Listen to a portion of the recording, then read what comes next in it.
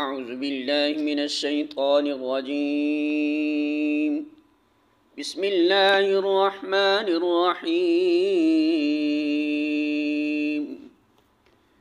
ما كان لبشر ان يؤتيه الله الكتاب والحكم والنبوة ثم يقول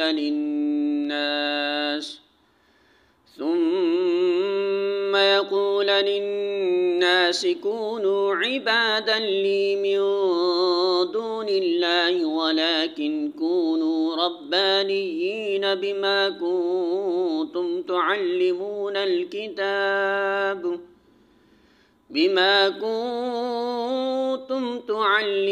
الكتاب وبما كنتم تدرسون۔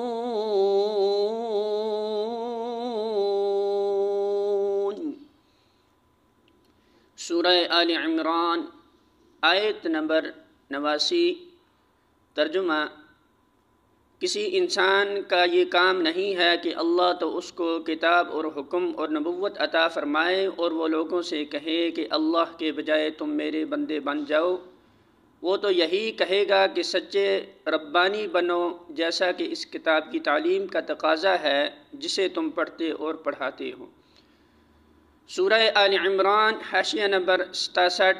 یہودیوں کے ہاں جو علماء مذہبی عہدیدار تھے اور جن کا کام مذہبی امور میں لوگوں کی رہنمائی کرنا اور عبادات کے قیام اور احکام دین کا اجرا کرنا ہوتا تھا، ان کے لیے لفظ ربانی استعمال کیا جاتا تھا، جیسا کہ خود قرآن میں ارشاد ہوا ہے: لولا ينهاهم الربانيون والأحبار عن قولهم الإثم وأكلهم السحت۔